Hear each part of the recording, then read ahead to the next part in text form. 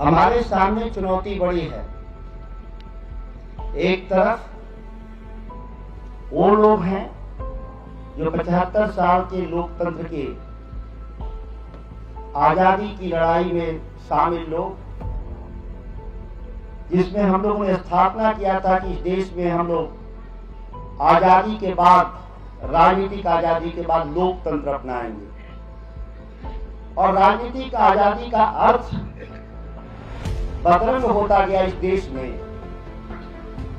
बिना सामाजिक और आर्थिक बदलाव, या कह सकते हैं कि बिना सामाजिक आर्थिक न्याय के राजनीतिक आजादी का कोई अर्थ नहीं है।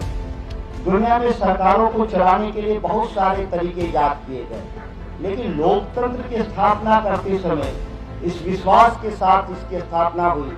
भारत के संविधान में भी बहुत सारे ऐसे प्रावधान किए गए कि विशेष अवसर के जरिए सभी समाज के वर्ग को हम बराबर तो नहीं कर सकते, लेकिन बराबरी की तरफ ले जाने का हम संकल्पबद्ध थे। यह देश के कानून में लिखा हुआ। लेकिन हो क्या रहा? विकास का पैमाना क्या? हमने नई परिभाषा देखा इस देश में सुनते हुए। यह हाईवे विकास का परिभाषा, एयरपोर्ट विकास का परिभाषा है, रेलवे विकास का परिभाषा है। ये सेकेंडरी है। आज भी दुनिया के सबसे अत्याधुनिक देशों ने तय किया, उनके पहले जो पैमाने का स्तर है, ह्यूमन डेवलपमेंट इंडेक्स क्या है, मानव विकास का सूचकांक के आधार पे अगर हम पिछड़ गए हैं तो बाकी जितने भी सेकेंडरी सेक्टर जिसको बोलते हैं, अब दुनिया जब दोनों में जो लोग आगे चले गए हैं वो टर्सरी सेक्टर में चले गए, जिसको सर्विस सेक्टर बोलते हैं। हम बिना नींव का इमारत बनाने चलेंगे तो इमारत बनेगी कभी नहीं इमारत बनेगी जब तक आपका नींव नहीं मजबूत होगा। और नींव क्या होता है? वो है स्वास्थ्य, शिक्षा और कृषि क्षेत्र में हम कितने तरक्की पर। अगर हम देश में देखें साक्षरता को, तो साक्षरता अभियान में मांग करते हैं कि 77% लोग अंगूठा छाप से निकल करके दस्तखत बना लेते हैं। इसको हम शिक्षा नहीं बोलते, शिक्षा बोलते हैं। लिटरेसी मिशन नहीं है, हमारा एजुकेशन मिशन है। और एजुकेशन कहाँ है इस देश में? हमारे सेंट्रल यूनिवर्सिटीज को बर्बाद कर दिए गए, हमारे शिक्षा के बजट को घटा दिया गया, स्वास्थ्य के क्षेत्र में पैसे घटा दिए गए, कृषि क्षेत्र में निवेश बंद कर दिए गए। तो हम आगे जाएंगे कैसे? हमारी आमदनी आएगी कहां से? सर्विस सेक्टर के लिए जो जरूरी सबसे तत्व है, जिसको टर्सरी सेक्टर बोलते हैं, जो दुनिया में सबसे ज्यादा रोजगार पैदा कर रहा, सरकारों को सबसे ज्यादा आमदनी आ रहा है, उसके लिए सबसे जरूरी है कि प्राइमरी सेक्टर का एजुकेशन सेक्टर, शिक्षा जब तक नहीं मजबूत होगा तब तक आप सर्विस सेक्टर में जाने लायक नहीं होंगे, क्योंकि वहां स्किल्ड लोगों की जरूरत है जो हम मोबाइल का इस्तेमाल कर रहे हैं। इस मोबाइल सर्विस सेक्टर का जो सबसे ताकतवर हथियार है, इसको चलाने के लिए दुनिया के सबसे बेहतरीन दिमाग चाहिए। आर्टिफिशियल इंटेलिजेंस हो, डेटा माइनिंग हो, या जितने दुनिया के मशीन लर्निंग हो, जो भी टेक्नोलॉजी को आप जानते हैं। तो थोड़ी बात मेरे किसानों के ऊपर जाएगी, मैं आपकी भी बात करूंगा।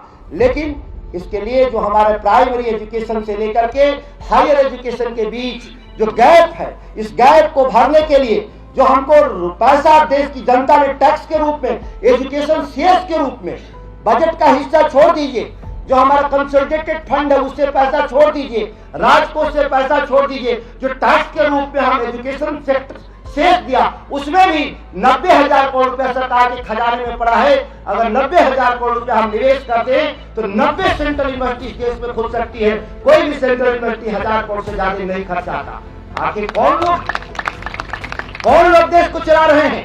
देश चला रहे हैं रानी अंबानी। मैं इसलिए कह रहा हूं कि देश के टॉप 10 यूनिवर्सिटी को गवर्नमेंट ऑफ इंडिया ने तय किया था कि हम हजार करोड़ देंगे।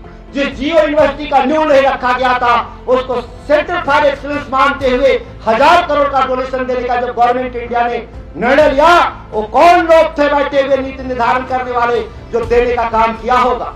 मैं इसलिए सवाल करना चाहता हूं देश के सभी लोगों से। लेफ्टिनेंट के रविंद्र जी दुबे जी बैठे, ओझा जी बैठे हैं, ये यूपीएससी के जरिए सरकार की नौकरी में आए थे, लेकिन लेटरल एंट्री के जरिए देश में 1200 नए ज्वाइंट सेक्रेटरी पैदा कर दिए। ज्वाइंट सेक्रेटरी आईएएस का सबसे बेहतरीन नौकरी माना जाता है, क्रीम नौकरी माना जाता है। वैसे ही जैसे कैबिनेट मिनिस्टर होता है और प्रधानमंत्री या मुख्यमंत्री मालिक होता है, ज्वाइंट सेक्रेटरी के स्तर पे 1200 इस देश में लगा दिए गए। वो कौन थे? ये ठीक है कि कानून में था लेटरल एंट्री, लेकिन लेटरल एंट्री था टेक्नोलॉजी के क्षेत्र में, फाइनेंस के क्षेत्र में, जहां यूपीएससी से आए हुए लोग एक्सपर्ट नहीं माने जाते थे। माना गया कि उनके लिए ज्वाइंट सेक्रेटरी लेटरल एंट्री के जरिए, मनमोहन सिंह भी आईएएस अधिकारी थे, वो भी लेटरल एंट्री के जरिए वो आए थे, देश के फाइनेंस सेक्रेटरी थे। मैं 5 मिनट समय लूंगा, एक अंतिम सभा जरूर मेरी है, इसलिए मैं कह रहा हूं कि देश को चलाने वाले लोग देश के प्रधानमंत्री नहीं है।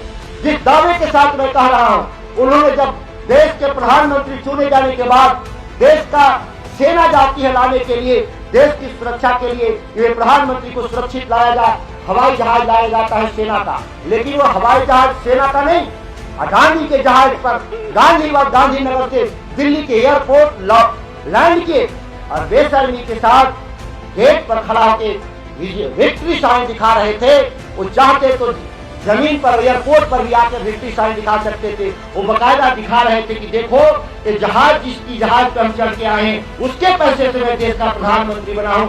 ये साबित हुआ था उसी दिन। ये हमारे अधिकारी साहब हैं, पहला जो प्रधानमंत्री बने तो उससे पहले वो विधायक थे, मुख्यमंत्री थे, विधायक थे, और गए थे इस्तीफा देने और विधानसभा के भीतर गुजरात में भाषण दे रहे थे। विधानसभा के भीतर कहा था कि सीएजी फालतू संस्था है, सीएजी के रिपोर्ट के आधार पर देश में राजनीति नहीं होनी चाहिए।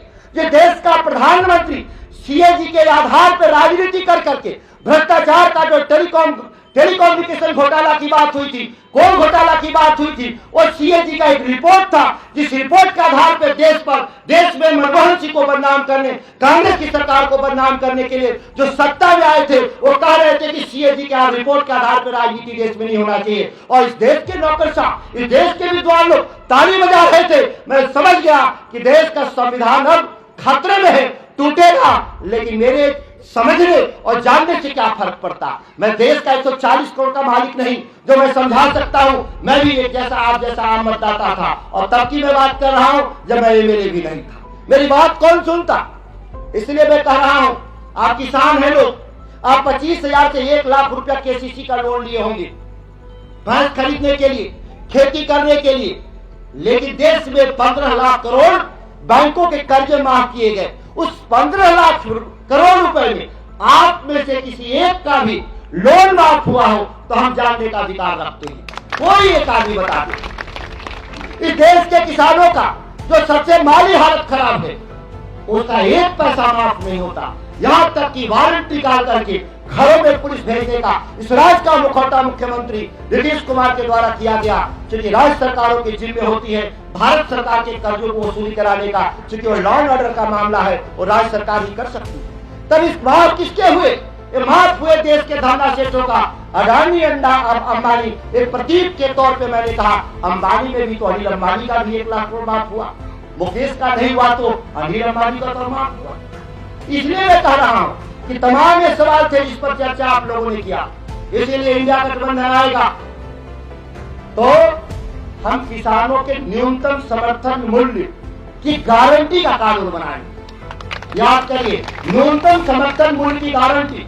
और जब हम लोग कांग्रेस की सरकार चला रहे थे तो हर साल 11% हम अनाज का दाम बढ़ा रहे थे, और जब से बीजेपी की सरकार आई सालाना 6% हमको दाम बढ़ाने का काम कर रही है। अगर हम इन्फ्लेशन रेट को, इन्फ्लेशन को अगर हम जोड़ दें, जिसको मुद्रास्फीति बोलते हैं, तो वह बढ़ोतरी 0 पर चला जाता है। और मेरे खर्चे हर साल बढ़ रहे हैं। डीजल के अनुदान बंद हो गए, किरासन तेल बंद हो गए, डीएपी का सब्सिडी खत्म हो गई, जो सभी चीज मेरे खर्चे बढ़े और मेरे दाम नहीं बढ़े तो हम घाटे की खेती कर रहे हैं। उन्होंने ठीक कहा कि 20 एकड़ की खेती में भी वो घाटे का, कौन फायदे में है?